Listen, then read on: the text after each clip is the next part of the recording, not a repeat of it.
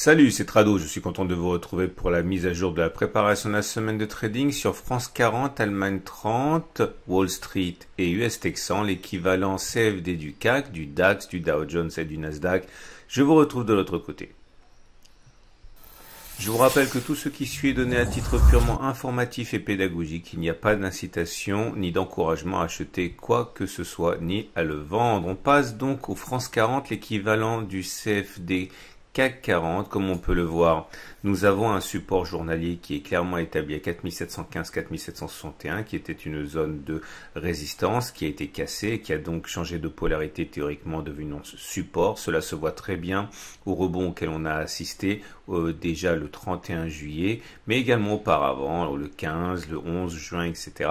Et la prochaine résistance, elle est à 5230-5200 ici. C'est la zone à l'origine du repli du 5 juin, mais il y a toute cette zone grise qui est une zone de résistance, il faut le savoir, parce que c'est une résistance que l'on trouve sur les données hebdomadaires. Donc les attaques baissières peuvent se retrouver à n'importe quel moment engagées sur cette grande zone grise. On descend d'unité de temps, on regarde ce qui se passe sur les données 4 heures, et là, il faut d'abord repérer par transparence les zones que l'on a évoquées précédemment. En orange, vous les voyez, et en gris. Vous avez une tendance qui est difficile à établir puisque nous sommes en dessous de la moyenne mobile à 20 périodes, mais celle-ci est plate, donc pas orientée, donc sans véritablement données de tendance de court terme. La tendance de fond est également confuse puisque nous sommes au-dessus d'une moyenne mobile à 50 périodes qui descend. Dans ces conditions, il est très difficile de trader dans le sens de la tendance car elle n'est pas clairement établie. Ce qui est certain, c'est que les traders vont sans doute chercher à trouver des supports solides, notamment ceux qui existent sur un support journalier, donc l'unité de temps supérieure. Donc il faut s'attendre à ce qu'un retour sur les 4715-4761 provoque des achats de la part de certains traders. Autre possibilité d'achat probablement chez de nombreux traders, ce sera la cassure de l'obstacle bleu ici compris entre 4956 et 4930 pour peu qu'il y ait un signal de type bougie ou de chandelier japonais, et puis surtout en particulier si au moment où on casse cette zone, la moyenne mobile à 20 périodes et la moyenne mobile à 50 périodes sont toutes les deux ascendantes.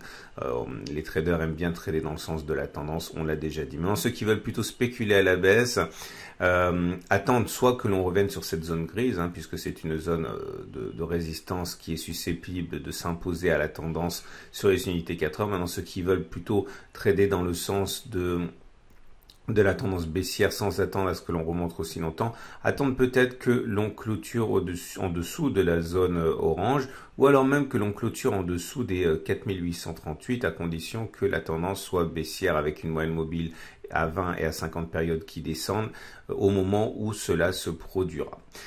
On va passer à l'indice suivant. Et on passe à l'Allemagne 30, l'équivalent CFD du DAX, avec une situation qui est à peine plus claire. Certes, nous avons des supports et des résistances journalières clairement établies. Le support est à 11 593, 11 865 à l'origine du regain de forme du 15 juin, et la résistance journalière est à 13 113, 313 à l'origine de la baisse de forme à partir du 22 juillet. Mais au-delà, vous allez le voir sur les données 4 heures, la tendance, elle est plutôt incertaine puisque nous sommes au-dessus de la moyenne mobile à 20 périodes qui monte, ce qui est plutôt positif, c'est-à-dire que la tendance est au regard de cette moyenne mobile courte et haussière. Par contre, la tendance de fond est toujours neutre parce que nous sommes face à une M50 qui descend, mais nous sommes au-dessus. Clairement, encore une fois, difficile de trouver un sens que vont privilégier les traders haussiers. C'est plus facile lorsque les moyennes mobiles sont orientées. En tout cas, sur cette unité de temps, nous avons un support ici qui est globalement compris entre 12 328 et 12 213 à peu près. On peut le descendre un petit peu plus bas, voilà, comme ça. Et nous avons sur cette unité de temps également une résistance évidente à 12 848, 12 751, zone de support qui a été cassée, qui a changé de polarité, qui est devenue résistance. Acheter dans les conditions actuelles semble délicat parce que nous sommes au milieu de nulle part. Les traders attendent sans doute que l'on revienne sur le support journalier des 11 593, 11 865 afin d'y détecter des signaux haussiers. Ou alors lorsque l'on aura passé les obstacles, mais c'est bien haut, c'est au-dessus de 13 313. On a bien un support qu'on a mentionné préalablement à 12 204. 12 320, mais c'est un support sur unité de temps 4 heures, donc pas très solide. Et ensuite, si on arrivait à passer l'obstacle bleu et à avoir des moyennes mobiles qui montent, il faut savoir qu'un achat s'exposerait à toute cette résistance journalière que des traders voudront exploiter à la baisse. Et justement, ceux qui veulent plutôt des signaux baissiers attendent que l'on revienne sur cette grande zone orange ou grise ici et tentent d'y détecter des signaux baissiers.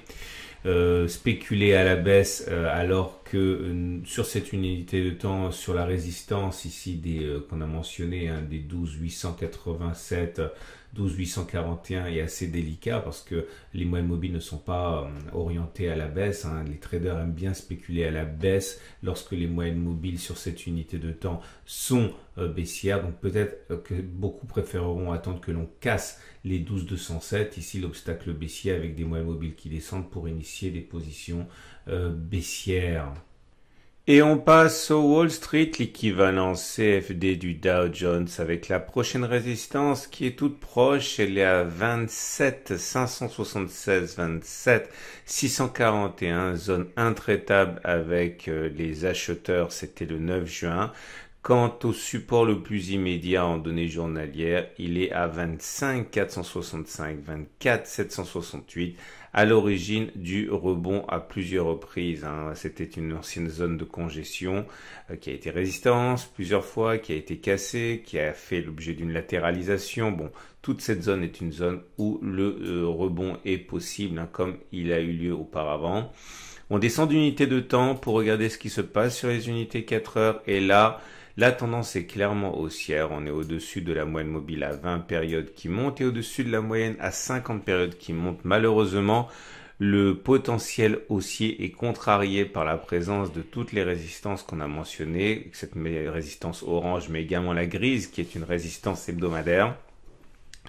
Ceux qui veulent se mettre dans le sens de l'achat sont donc dans une situation un peu compliquée au sens que voilà, la tendance est haussière, mais les résistances sur les unités de temps supérieures, notamment journalières et hebdomadaires, doivent être à l'origine d'inquiétudes pour les haussiers. La tâche est rendue difficile.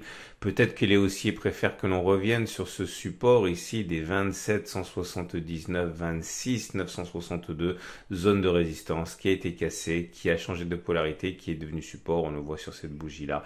Peut-être qu'un signal haussier dans cette zone sera privilégié par les acheteurs ou alors bien sûr si on arrivait à clôturer au-dessus des obstacles.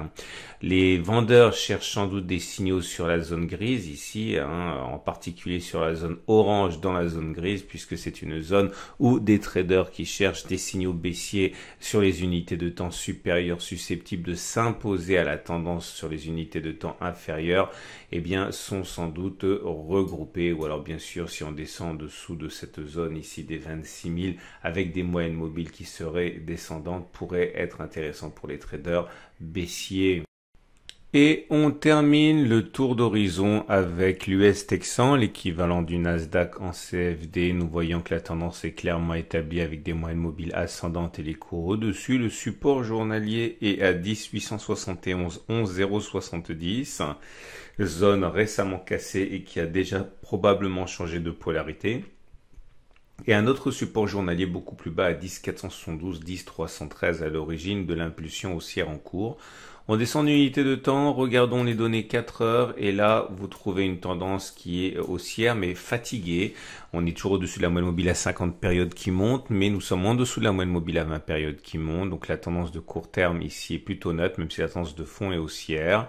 Nous avons dans cette tendance de fond haussière la possibilité d'acheter. Les traders qui ont un biais haussier tenteront de déceler sur la zone des 10 871, 11 070 des signaux haussiers éventuels ou alors en cassure de la zone de résistance toute fraîche ici des 11 256, 11 294. Par contre, ceux qui ont un biais baissier attendent probablement quelque chose qui soit plus solide pour spéculer à la baisse que cette simple résistance en donnée 4 heures. Il est possible de le faire, certains le feront, mais c'est plus dangereux. Éventuellement une cassure de toute la zone ici de support journalier des 10 871 11 070 pourrait être le signal de déclencheur d'un mouvement vendeur, à condition qu'à ce moment-là les moyennes mobiles soient descendantes sur cette unité de temps. Voilà ce qu'on pouvait dire. Je vous donne rendez-vous à la fin de cette vidéo pour regarder l'analyse technique de moyen terme avec une alerte que j'ai mise. Vous allez comprendre pourquoi. Et également la préparation de la semaine de trading sur l'euro-dollar, sur le Bitcoin, sur le pétrole. C'est juste après ça.